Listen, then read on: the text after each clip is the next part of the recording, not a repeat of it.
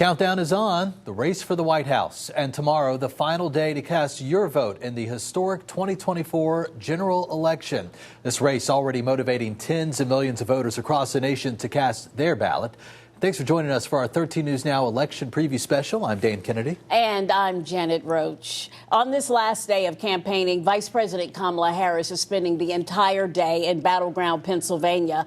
Former President Donald Trump will be in Pennsylvania, North Carolina, and Michigan. It comes as a record has been set for early in-person voting. Both candidates with different messaging on the final day of this race. Harris saying she will listen to people who disagree with her.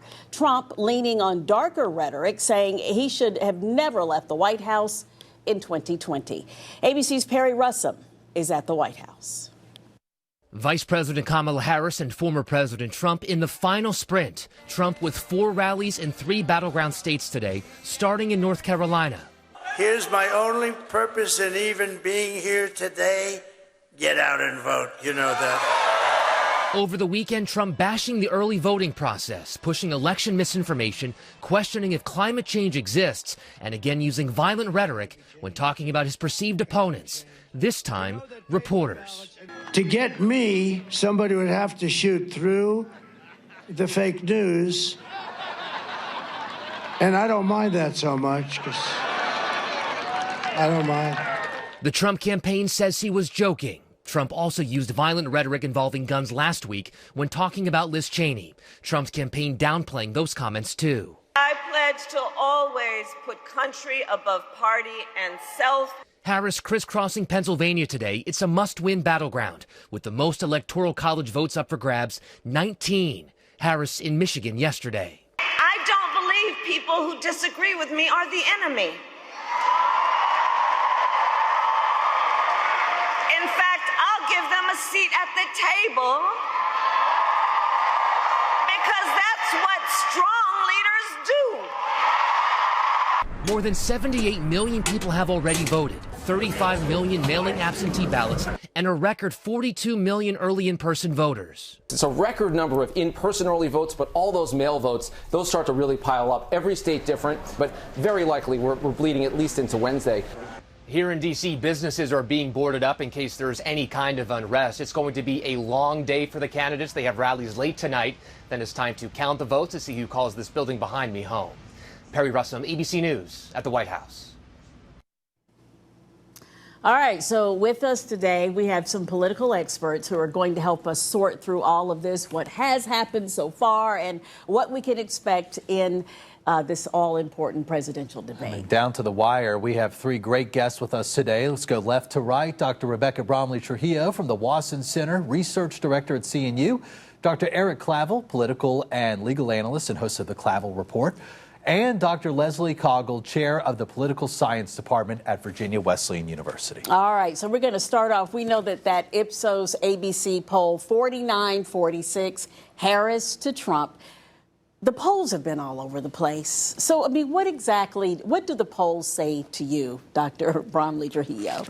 I mean, they say that this is a true coin flip election. It's really tight, and if there's just a slight shift, then one candidate could win by a lot in the Electoral College, even if it's just a slight shift. And really, it's anybody's ball game, so get out there and vote is really what that says. Mm-hmm.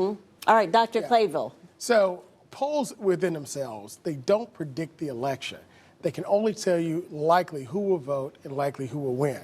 Just as my colleague stated, it's about getting out the vote, getting your candidates, getting their base voters to the polls, and swinging independent voters. Now, I will say, everyone's on edge because of 2016. Mm-hmm. All the polls said one thing, but we got a different result.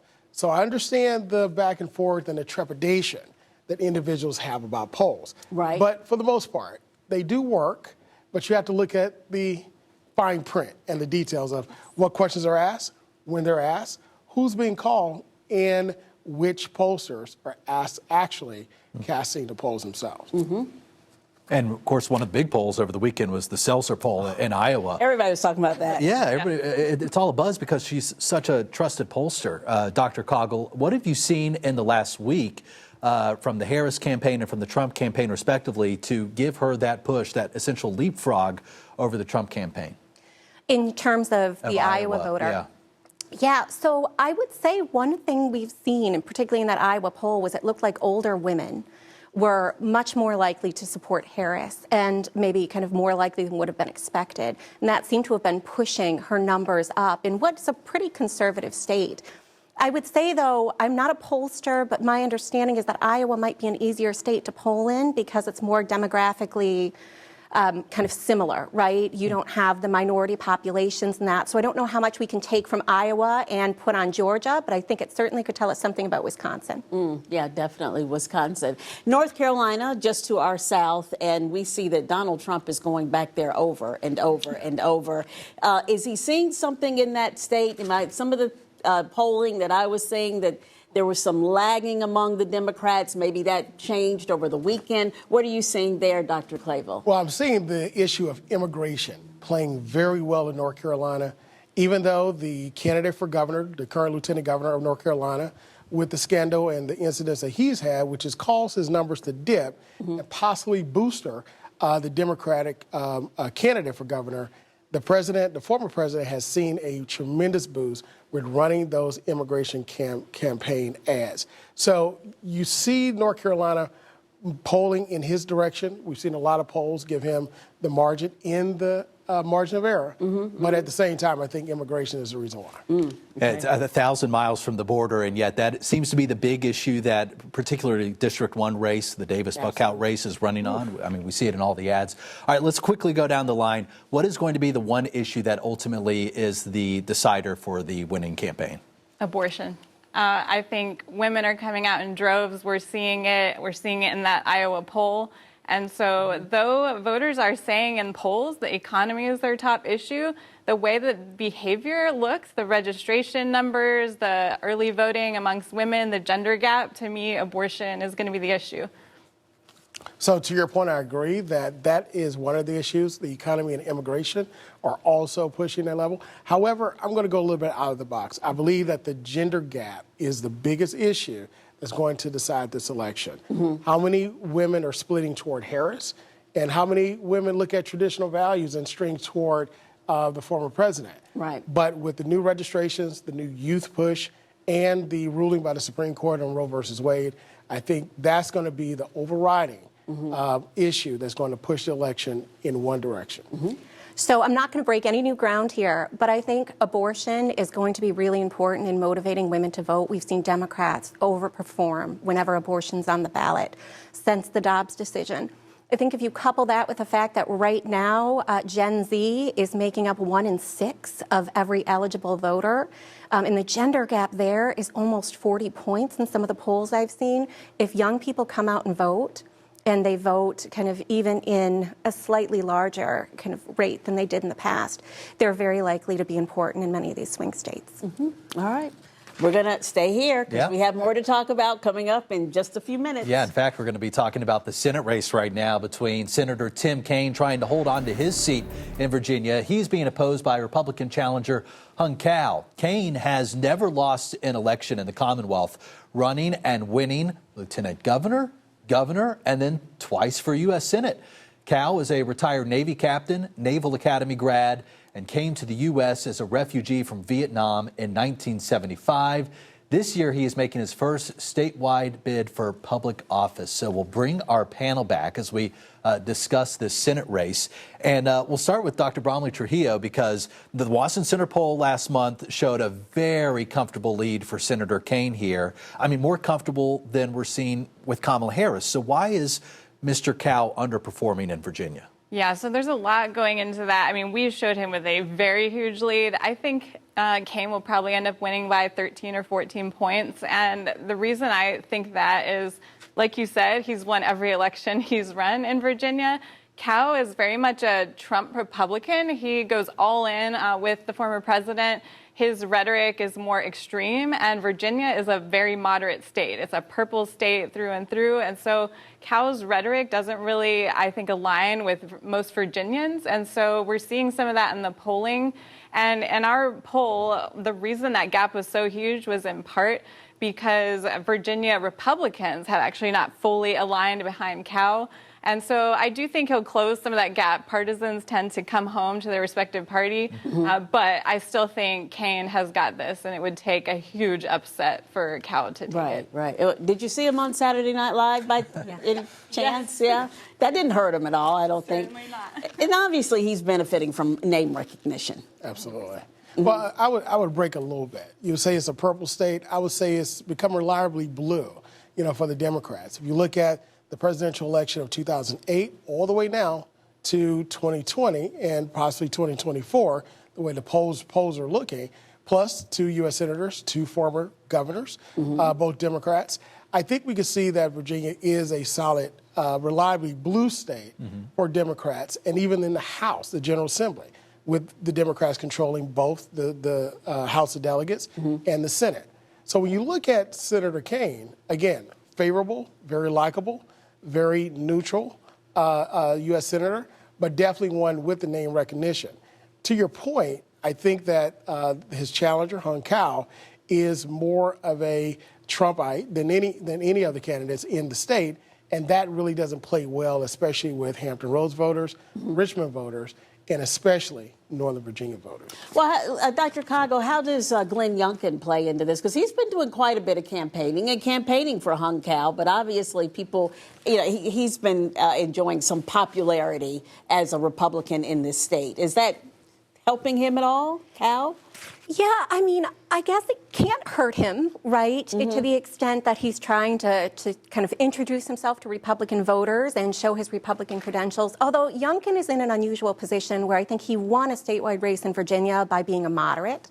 And right now, especially when you look at his rhetoric and kind of his involvement in the Senate campaign, it's not that same kind of moderate rhetoric. He's moved a bit to the right, and he's a little bit more Trumpy. And I don't know, particularly in the population centers, if that's helpful. All right, well, stay here. Don't go anywhere because we have more to talk about. All eyes are on the Tar Heel State this election cycle as a battleground state. So we're going to talk about that coming up after the break.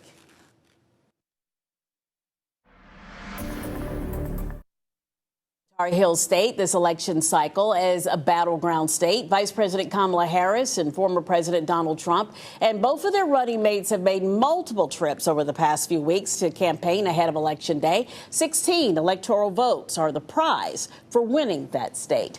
But that's not the only reason America's eyes have been on North Carolina. The state's gubernatorial race has also gained nationwide attention.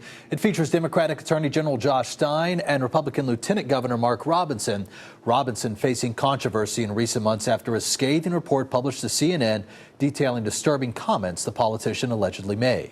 Now, with North Carolina's nationally watched gubernatorial race and its status as a battleground state in the presidential election, experts are sharing their thoughts on how the race is shaping up, including Jason Husser, the director of polls at Elon University. With more on the state of North Carolina's elections, here's Alex Littlehales. Okay, so we're talking all things North Carolina politics, and so for this, we've brought in Jason Husser. He is the director of the Elon University poll. Jason, thanks for joining us. Excited to chat about this election. So first things first, let's start presidential election. So Trump won North Carolina in 2020, but the state has previously swung blue, as we have seen, and is right now considered one of the few swing states left in the country. So what have we learned about, in the last month, trends from either polling or campaigning strategies? North Carolina has changed a lot over the years. North Carolina's had migration from the Northeast, in particular to the Charlotte and Raleigh areas, that have moved the state from a solid red to a clear purple. It's still a state that on a good day, Republicans have a slight advantage, but it's one that's very viable. From an exit polling standpoint, what are both Harris and Trump going to look for as in terms of a win tomorrow for North Carolina? And are there specific counties or regions that are of particular interest to each candidate that they're hoping to do better in compared to other areas? The dozens of polls that have been conducted in North Carolina over the last couple of weeks show it a state that is either side's to lose. Most have a very slight advantage for Trump right now, but it's still close enough that a small change could tilt it one way or another. We've seen more people move into the state than we've seen an increase in housing units. And so the suburbs surrounding Raleigh and Charlotte in particular have a chance to be more purple or maybe even slightly blue leaning than what we've seen in past years. Now, on the gubernatorial race, we've got Mark Robinson versus Josh Stein. How competitive from a polling standpoint is this race compared to maybe previous races for the governor's seat? The North Carolina governor's race in 2016 was extraordinarily close. It was a 0.2% difference. What we're seeing in 2024, though, is a marked, sort of historic level shift away from the Republican candidate. Most polls were showing Robinson down about 10 points before the scandal broke, and that had a large part to do with his relatively extreme for the Republican Party positions on a wide range of cultural issues, so abortion, LGBT rights. What we've found since the CNN scandal broke is that most polls have shown a further 5 or 6 point decline for Robinson. We found that after the scandal, 8% of Republicans said that they were going to vote for Robinson and then changed their mind. Analysts like you are looking at NC1 for a lot of reasons. And I wanted to ask you exactly where NC1 between Lori Buckout and Don Davis fits in the national picture and why this is viewed as such a competitive race. NC District 1 is North Carolina's really only competitive congressional district. What we're seeing right now in the district is the Democratic candidate is doing better when it comes to dollars, and the scant polling that has happened has shown a couple of percentage point advantage for the Democrat, even though that it looks like a decent year, at least for Republicans at the presidential level. Okay, again, that is Jason Husser, the director of the Elon University poll, talking all things North Carolina politics. Jason, thanks for a couple minutes. I know it's going to be a pretty busy election season, so thank you for last couple of minutes. Appreciate it. Thank you. Superintendent race continues to be one of the most anticipated this election season.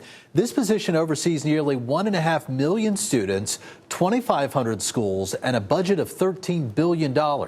Republican Michelle Morrow and Democrat Mo Green are running to lead the state's Department of Public Instruction. Green is a former CMS administrator and the former superintendent of Guilford County Schools. Mo Green says public schools deserve more resources. The way that I operate is to spend time with folks, listen to what their concerns are, try to bring people along on particular issues, and then put together a plan that everyone can buy into. His opponent, Republican Michelle Morrow, is a registered nurse, conservative activist, and homeschool teacher. She has seen controversy after violent tweets resurfaced, including calls for the execution of former President Obama. She says she plans to take politics out of the classroom despite her own social media activity. Of course, I am discussing where I stand on political issues. But does that mean that I am going to be forcing that into the classrooms? Absolutely not. Morrow says her priorities are making schools safer and higher performing. This comes as the state continues to make progress on standardized tests, getting closer to percentages reached before the COVID-19 pandemic. All right, these races aren't the only things you'll see on your ballot. We dig into the constitutional amendment referendums you will see after the break. At 13 News Now has everything you need before you vote tomorrow. Just text the word VOTE to the number that you see there on your screen to get the 13 News Now voter guide sent right to your phone. It has everything you need to know before you go to the polls. And remember, text, don't call. This year, in addition to the candidates on your ballot, Virginia voters will also find a constitutional referendum. The question allows you to vote on a legal loophole facing Virginia's Gold Star families. The phrase "died in the line of duty" covers deaths that may not necessarily be considered killed in action. Walt Latham, York County's Director of Elections, says in some cases, a referendum like this is the only legal avenue to change the law. It's a yes or no question. If the majority approves it, then it changes the state constitution. Because constitutional amendments only come once every couple of years, voters need to read their ballots until the very end to to make sure they don't miss it. North Carolina voters will also find a constitutional amendment on your ballot. It reads in part, constitutional amendment to provide that only a citizen of the United States and possesses the qualifications for voting shall be entitled to vote at any election in the state. You can vote for or against it. It is already illegal for non-citizens to vote in federal and state elections. Overall, this referendum is to change the wording of the clause, taking out the word naturalized. And voters in Chesapeake will see a recycling referendum on the ballot this election. In 2022, the city ended its curbside recycling program, leaving it up to residents to drop off their items at several drop-off sites across the city. The move saved the city more than $2 million. But some residents say they don't mind paying a little extra for the service. Now, Chesapeake is giving voters a say in whether to bring curbside back. The referendum asks voters if City Council should impose a mandatory fee of up to $10 per month for all households that receive trash service. And that would reestablish curbside recycling for those households only. And keep in mind, no matter how residents vote, this is an advisory referendum, meaning City Council will have the final say on whether curbside recycling returns. Well, as you get ready to head to the polls, make sure you're prepared. Finding your polling location is as simple as searching your address that you're registered under on your state's Department of Elections website. From there, you'll be able to find your polling location, the hours it's open, and what's on your ballot. Also, make sure you double-check the rules of your polling location. Weapons, of course, not allowed at polling places. You're not allowed to take any pictures or videos while voting, and campaigning is not allowed inside, although it is allowed outside of polling places. In Virginia and North Carolina, you do not need to bring proof of registration, just a photo ID. That can be your driver's license, passport, and approved student IDs. Only voters are allowed to wear campaign apparel in the polling place, and they must leave as soon as their vote is cast. No loitering. If you're dropping off your absentee ballot, make sure it is postmarked by November 5th or returned in person by 7 p.m. tomorrow. We'll have more on what you need to know before you head to the polls on 13 News Now at 4. All right, it's one of the biggest races in our area. Representative Jen Kiggins and Missy Cotter-Smazel, a breakdown of the 2nd Congressional District candidates and their platforms. Virginia's 2nd Congressional District covers much of the South Side, including parts of Virginia Beach, Chesapeake, and Suffolk. That race is between incumbent Republican Jen Kiggins and Democratic challenger Missy Cotter-Smazel. Both are veterans. Kiggins is running on her record as a member of the House Armed Services and Veterans Affairs Committee. Cotter-Smazel's top issue is protecting reproductive rights and a woman's right to choose. The latest poll by the CNU's Wasson Center has Kiggins up by just 1 point, 46 to 45. And at the same time, a DCCC analytics poll showed a tie, 47 to 47. So we are bringing back our guests to talk about this race. We know a lot of people are watching it. First of all, Dr. Bromley Trujillo, you're the director of the Wasson Center poll that showed that 1 point. That was October, I think, 23rd. But just a month before that, Kiggins was up 5 points. What happened in between that time? Yes, so when you look at the data between that mid-September poll and the mid-October poll, you see independents heavily shifting. So, I mean, Kiggins was up 20 points among independents in the first poll, and that shrunk to just 5. So really tightening up there. You also saw, really, this is about name recognition. So Kiggins is the incumbent. Incumbents are more well-known in the district. And for Cotter-Smazel, people didn't know who she was in that first poll, and you could tell that when we asked folks to indicate their favorability rating for each of the candidates. A huge chunk were saying they didn't know enough about Cotter-Smazel to even give an opinion. Mm-hmm. And so, you know, voters, now they know who she is. And this is the kind of district that swings back and forth. We've certainly seen it in the past, going for Biden, then going for Governor Youngkin by a huge margin. Mm-hmm. So it's that kind of district. And so it's very tight. Yeah. Yeah, Dr. Coggle, we talk about this district flipping back and forth. It's not just for the presidential race, it's for this very seat, which goes red to blue, it seems. Why is that? I think you see a really evenly split district. Even as the district boundaries have been redrawn, it's a closer district than virtually anyone in the area. So small shifts in public opinion and small shifts in some of the concerns of the electorate make a huge difference for the people running for seats, particularly the incumbents. They just don't have the advantage that they do in other seats. Oh, Dr. Clayville, in this race, both candidates have brought in some big names. Tonight, Jen Kiggans will be with Mike Johnson, the House Speaker.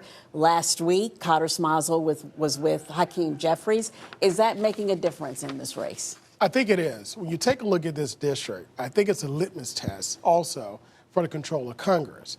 Now, it was mentioned earlier about the changing of the congressional lines, which made a difference in the voting attitudes.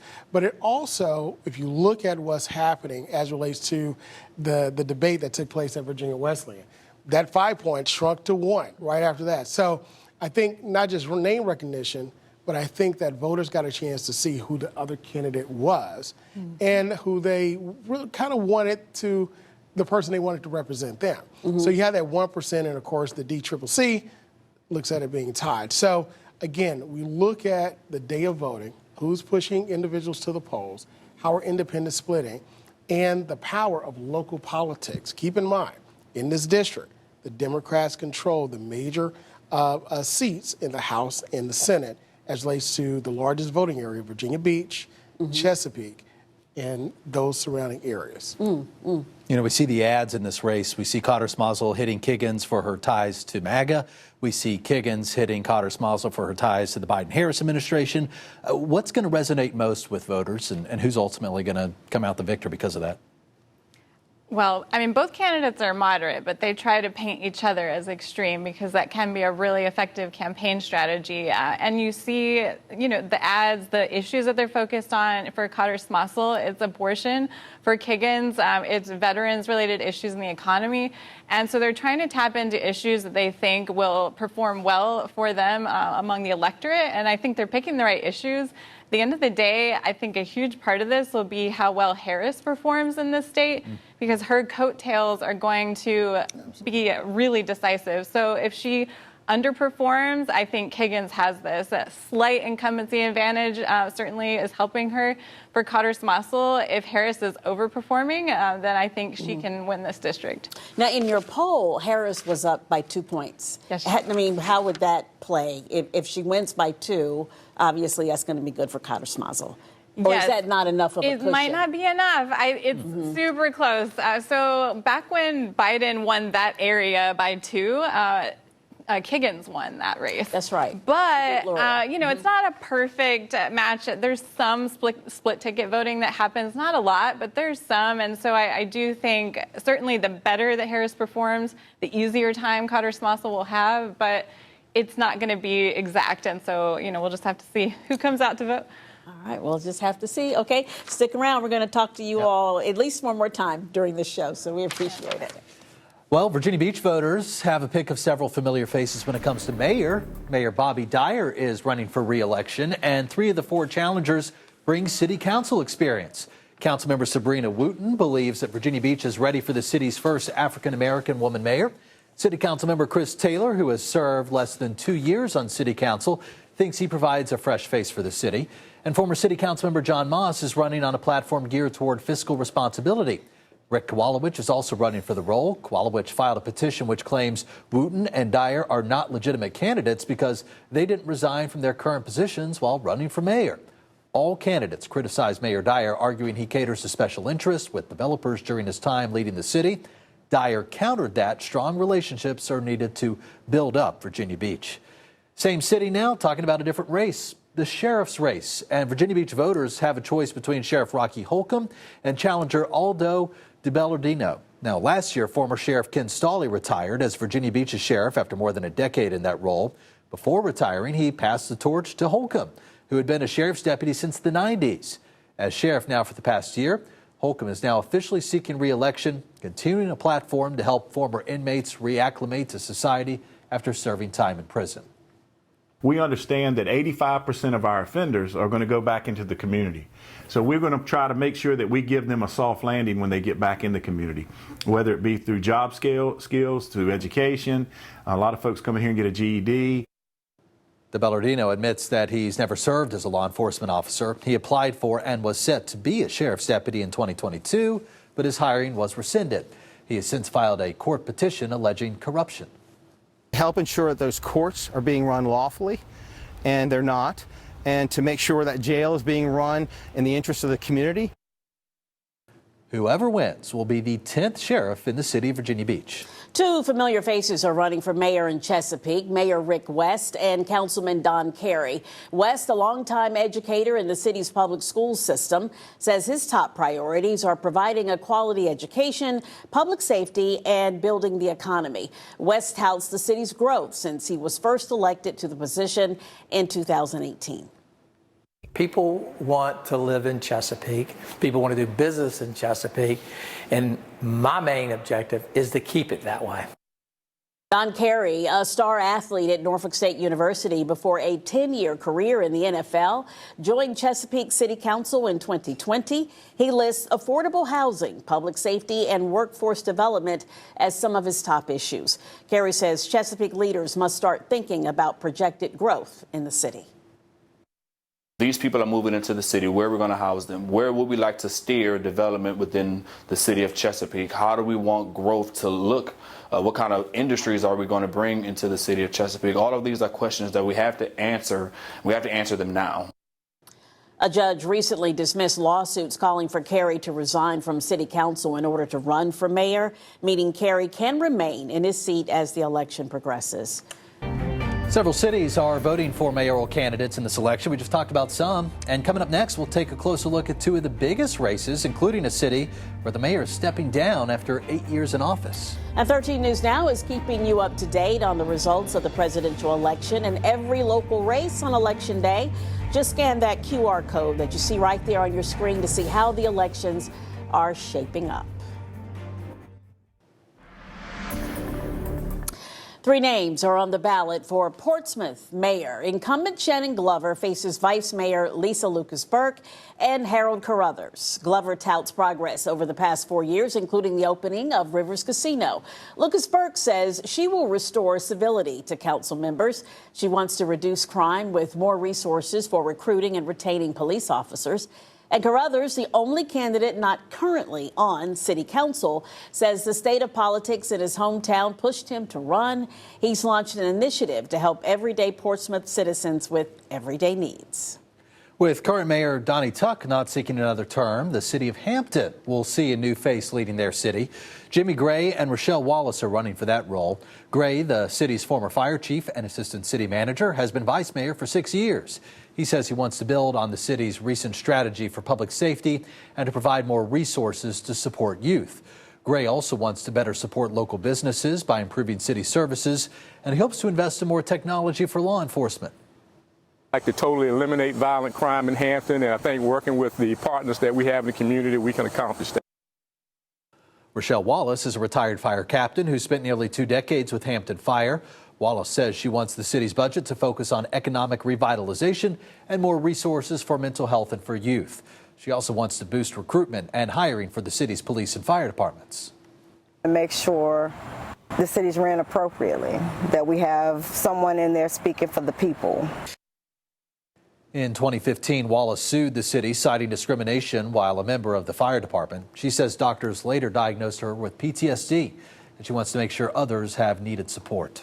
From public safety to affordable housing, several candidates want your vote to serve on the Virginia Beach City Council. We'll take a closer look at the races for those seats next. With Election Day tomorrow, several city council districts in Virginia Beach have seats up for grabs. In District 1, Ryan Gilliam is facing incumbent David Hutchison. Gilliam wants to focus on the economy and increasing opportunities for collective bargaining. Hutchison wants to improve access to affordable housing and mental health services. Incumbent Michael Berlucci has two challengers for District 3, Christina Miriam Felder and Cleon Jones. All three talk about public safety as a priority. Berlucci also mentions flood protection. Felder says taxes, and Jones says affordable housing. In District 5, it's LG Shaw challenging incumbent Rosemary Wilson. Shaw's priorities include supporting businesses and growth in the city. Wilson wants to continue her work on education and tax relief. And then in District 7, there are two newcomers. You have Cash Jackson Green and Mabini Safi Scott. Both candidates mentioned public safety and affordable living. And then finally, District 8's special election includes 4 candidates. Cody Connor wants to focus on infrastructure and affordable housing. Stacey Cummings brings a business background. Phil Hines wants to focus on taxes. And Leland Jones wants to make Virginia Beach more business friendly.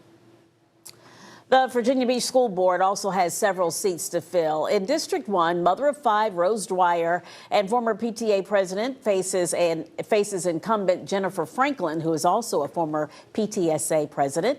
In District 4's special election, Alveda Green, who has 39 years in public education, and Anissa Bowden are running to unseat incumbent Shannon Kendrick. Kendrick wants to eliminate hyper-partisanship. In District 5, Melinda Rogers, a longtime educator, and Vincent Smith, who brings experience managing governmental budgets, are opponents there.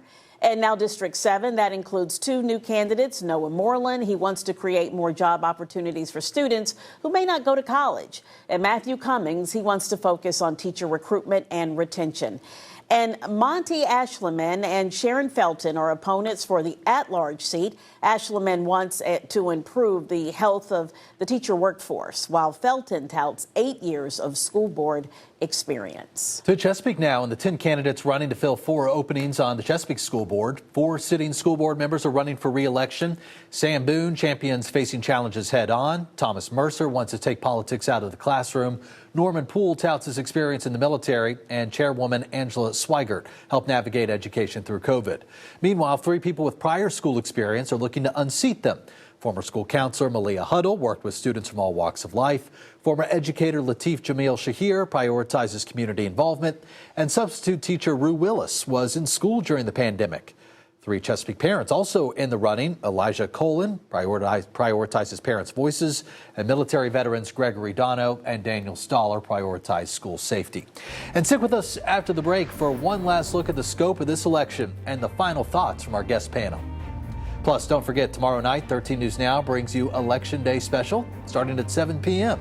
on 13 News Now Plus. All right, welcome back. We want to bring in our panel for just one more look at tomorrow in the election and what to expect. So here they are now. The one thing that you are especially watching for tomorrow night, Dr. Bromley Trujillo. Well, I think it's going to be a tight night, but really looking in Virginia 2 and Virginia 7, whatever's happening there when, we get to that 7 o'clock poll closing, it's going to tell us a lot about what's going on with the presidential race. And, if the Democrats are performing well, then Harris has probably got it. Okay. Dr. Clavel? Pennsylvania. That's the state that I believe is going to decide it all. Mm-hmm. Okay. And Dr. Coggle? I will be really interested in what turnout looks like in a few districts in Pennsylvania and Florida, because I think they'll give us a really great indicator of African-American turnout and turnout in some of the suburbs. I think that's going to end up being really important, both for these lower-level races and for the presidential race. All right, we got time for 10 seconds each. If anybody wants to make a prediction going down the line, presidential election. I think Harris has it by a nose.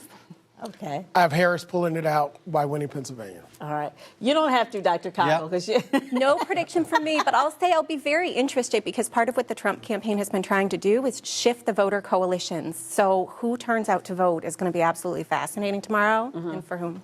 All right. Thank you so much. We really appreciate your time, and we'll be talking to you some more throughout this whole election season. And that does it for this 13 News Now special election preview. Thank you for joining us. All right. Stay tuned for 13 News Now at 4.